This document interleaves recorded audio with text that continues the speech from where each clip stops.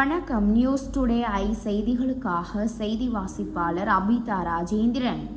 அமெரிக்காவில் இருந்து வேட்பாளரை இறக்கினாலும் ராயபுரத்தில் நான் தான் வெற்றி பெறுவேன் என அதிமுக தொகுதி வேட்பாளர் ஜெயக்குமார் தெரிவித்துள்ளார். நான் எம்எல்ஏ ஆக இல்லாவிட்டாலும் கடந்த 5 ஆண்டுகளில் மதம் பார்க்காமல் ஏழை எளிய மக்களின் இல்ல நிகழ்ச்சிகளில் கலந்து கொண்டுள்ளேன்.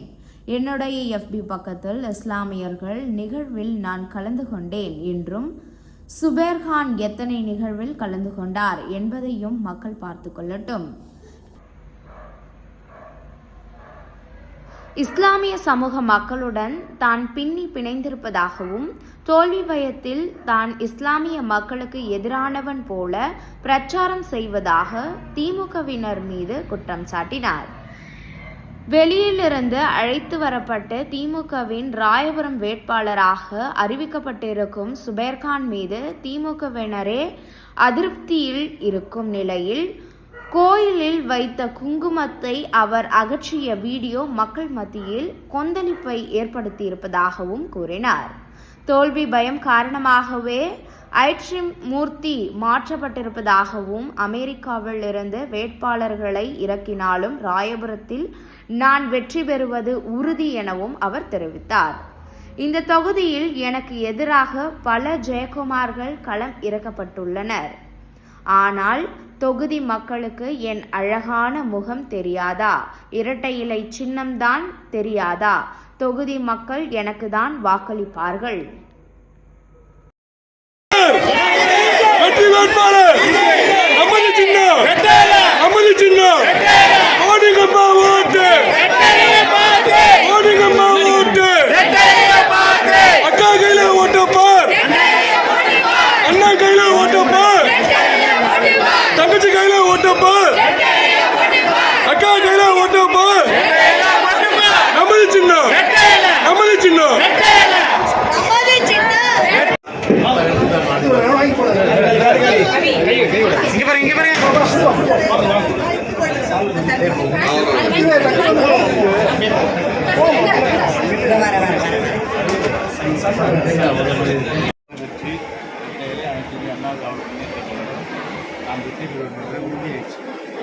எனவே இப்போ இந்த பித்து பிடிச்சி அவர்கள் பார்த்தீங்கன்னா போராட்டங்கள் ஆதரவு இல்லை.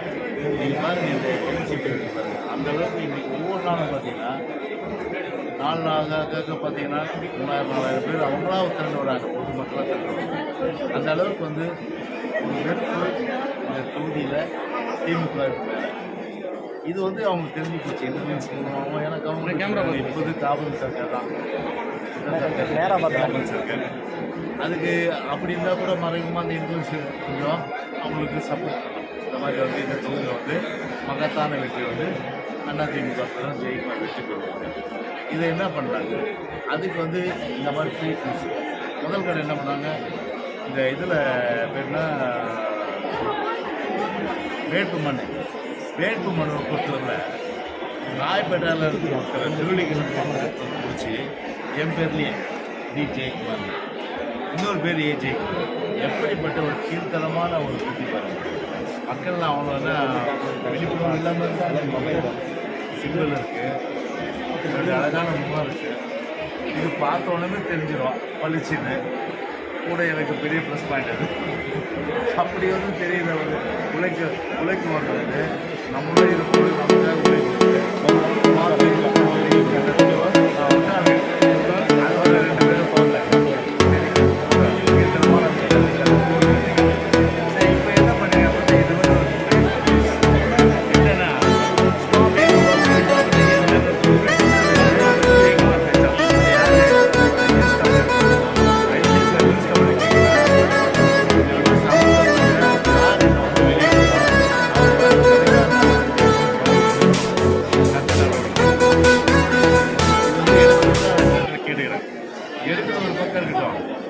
இஸ்லாமியோட உறவுன்றது எனக்கு 5 வருஷம் கிடையாது. இன்றைக்கி ராயபுரத்தில் பார்த்தீங்கன்னா வளர்ந்து காசிப்பேட்டில் அதிகமான அளவுக்கு பார்த்தீங்கன்னா இஸ்லாமிய நண்பர்களோடு ஒரே கட்டிலில் பிறந்து பட்டவங்க. இஸ்லாமியர்களை பிரிக்க முடியாது. அப்படி இன்றைக்கி பார்த்தீங்கன்னா என்னோடய ஃபேஸ்புக் எடுத்து பாருங்கள், இங்கே நிற்கிற திமுக கேண்டிடேட் ஃபேஸ்புக் எடுத்து பாருங்கள், இன்ஸ்டாகிராம் எடுத்து பாருங்கள். சுபேர் எவ்வளோ இஸ்லாமியர் கல்யாணத்துக்கு போயிருப்பார், நான் எவ்வளோ இஸ்லாமியர் கல்யாணத்துக்கு போயிருப்பேன். அதை நான் சேலஞ்ச் பண்ணுறேன். அவர் இஸ்லாமிய சமுதாயம் சார்ந்தவர், அவர் எத்தனை இஸ்லாமியர் கல்யாணத்துக்கு போயிருப்பார். நான் ஏழை எளிய மக்கள், நடுத்தர மக்கள், எல்லா தரப்பட்ட மக்களுடைய இஸ்லாமிய கல்யாணத்துக்கு நான் போயிருக்கேன். நான் சேலஞ்ச் பண்ணி சொல்கிறேன், உங்களோட அதிகமான அளவுக்கு நல்லது கெட்டது கலந்து. நான் தொகுதியை பற்றி தெரிஞ்ச மாஸ்டர் டிகிரி படித்தவன். இப்போ தான் வரார் அவர் எல்கேஜி படிக்கிறதுக்கு. இங்கே தொகுதி பற்றி தெரிஞ்சுக்கிறது. எல்கேஜிக்கும் மாஸ்டர் டிகிரிக்கும் வித்தியாசம் இல்லை. அது மட்டும் தான். என்னையும் சரி இஸ்லாமிய மக்களை எந்த சக்தியாலும் பிரிக்க முடியாது. ஏன்னா ஒரு சிறுபிள்ளைத்தனமான ஒரு எல்லாமே ஒரு நகைப்புக்குரிய ஒரு சிரிப்புக்குரிய விஷயமாக தான் நிச்சயமாக பார்க்க முடியாது. இதெல்லாம் அவங்க தோல்வி பயத்தில் இது போன்ற ஒரு ஃபேக் நியூஸில் அவங்க இப்போ வெளியிட்டு இருக்காங்க. அதுவும் நியூஸ் தமிழ் அடுத்தது உங்கள் டிவிலாம் கூட வரணும்னு நினைக்கிறேன். எல்லாம் பார்த்தா ஒரு நோட்டீஸ் அனுப்புகிறேன். இந்த மாதிரி ஒரு கீழ்த்தரமான முடிவு இதை நேரடியாக எதிர்க்கணும் இல்லையா? இந்த நேரடியாக எதிர்க்க ஒரு வக்கீலாத ஒரு கோழைத்தனமான ஒரு பிற்போக்குத்தனமான ஒரு என்ன சொல்கிறதுனா ஒரு இந்த மாதிரியான ஒரு விஷயத்தை பண்ணும்போது அவங்களை விட பார்த்தா ஒரு மிக மிக ஒரு கோலை நிச்சயமாக இருக்குது. நேரடியாக வாங்க, அதை வரதுக்கு வக்கீல்லை. ஆனால் இது போன்ற ஒரு பின்புற வாசல்களே அந்த ஃபேக் நியூஸ்லாம் கொடுத்தா எந்த ஒரு மக்களும் சரி, அது இந்துவாக இருந்தாலும் கிறிஸ்தவராக இருந்தாலும் நான் பார்த்து இப்போ நாமினேஷன் பண்ண மட்டும் இல்லை, ஆரம்ப காலத்தில் எத்தனை சர்ச்சஸ் ஃபேஸ்புக் எடுத்து பாருங்கள், எத்தனை இஸ்லாமிய ஃபங்க்ஷன் போயிருக்கேன், எத்தனை இந்து கோயில் ஃபங்க்ஷன் போயிருக்கேன், அதெல்லாம் எடுத்து பாருங்கள் நீங்கள். ஓகே, மதத்தை சார்ந்தவர் இல்லாமல் மதத்துக்கு அப்பாற்பட்டது அதுதான். ஆனால் இதே இப்போ என்ன திமுக கேண்டிடேட் ஒரு இந்து கோயில் போகிறாரு, ஒரு பொட்டு வைக்கிறாங்க. அழிக்க வேண்டிய அவசியம் என்ன இருக்குது? சரிதானே? நான் நேற்று வந்தீங்க நீங்கள் உங்கள் டிவிலாம் வைரல் ஆச்சு. ஒரு பாம்பு ஊடுறாங்க, நம்முடைய இது அல்லாவுடைய அந்த திருவள்ளுவர் நமக்கு கிடைக்குது அப்படி நினச்சி எவ்வளோ சந்தோஷமாக நானும் 2 நிமிஷம் பிரச்சாரத்தை நிறுத்திட்டேன், மைக்கெல்லாம் கீழே நிறுத்திட்டேன், பேச்சை நிறுத்திட்டேன். எல்லாம் நான் மதிப்பு கொடுக்கலாம்ல. அது மாதிரி எல்லா மதத்தையும் மதிக்கின்ற அந்த மாண்பு வரும். அந்த மாண்பு இல்லாமல் ஒரு கோயிலுக்கு போயிட்டு ஒரு டிவியில் நான் பார்த்தேன். அதை எப்படின்னா அந்த பொட்டை உண்மையிலேயே ஒரு இது வச்சு அரைக்கிற மாதிரி இது ப்ராடக்டாக போகிறோம். அப்படியே ரப்பரை வச்சு இது ஒரு ப்ரெஷ்ஷை வச்சு இன்னக்கெல்லாம் செகண்ட் போயிட்டே வச்சு போடுறது. அந்த அளவுக்கு ஸ்க்ரப் பண்ணி அழிச்சார். எதுக்கு இதெல்லாம் செஞ்சனா அதை தாண்டி கையை முக்கியமாக மனுஷன் மனிதனை அதான் உண்மையிலேயே தொகுதியில் இருக்கக்கூடிய இஸ்லாமிய வாக்காளர்களுக்கு நீங்கள் இப்போ என்ன சொல்ல விரும்புகிறீங்க? இஸ்லாமிய வாக்காளர்களுக்கு சொல்ல அவங்களுக்கு தெரியும் யார் நம்முடைய நண்பர். இப்போ யாருன்னா கேமரா பார்த்து தெரியும். அதனால் அவங்களுக்கு பொறுத்தவரை நல்ல முடிவு எடுப்பாங்க. ஏன்னா எதுவாக இருந்தாலும் சரி கஷ்ட நஷ்டத்தில் தாங்கும்போது தான் அவருடைய அருமை தெரியும். ஏன்னா அந்த வகையில் 5 வருடம் அவருடைய இன்ப துன்பத்தில் நான் கலந்துருக்கிறேன், கஷ்ட நஷ்டத்தில் நான் பங்கு பெற்றிருக்கிறேன்.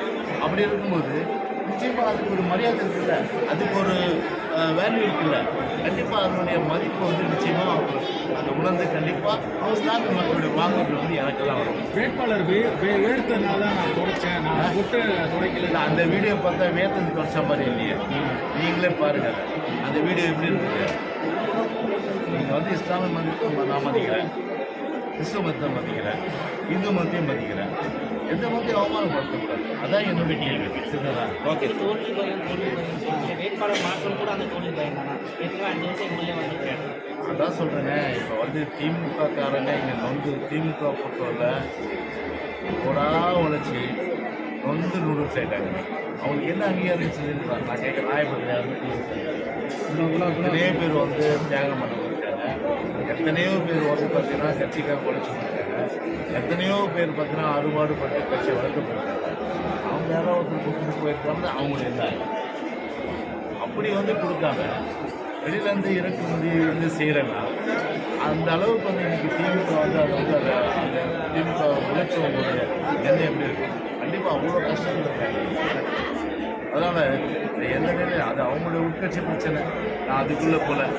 யாரை போட்டாலும் சரி, உள்ளூரால் போட்டாலும் சரி, வெளியூரால் போட்டாலும் சரி, இல்லை அமெரிக்காவில் போட்டாலும் சரி, ஆப்கானிஸ்தான் போட்டாலும் சரி, இல்லை இது ஸ்ரீலங்காவில் கொண்டு வந்தாலும் சரி, யார் இங்கே வந்தாலும் சரி, கண்டிப்பாக அதிமுக வெற்றி வந்து உறுதி செய்யப்படும். ஓகே, நன்றி.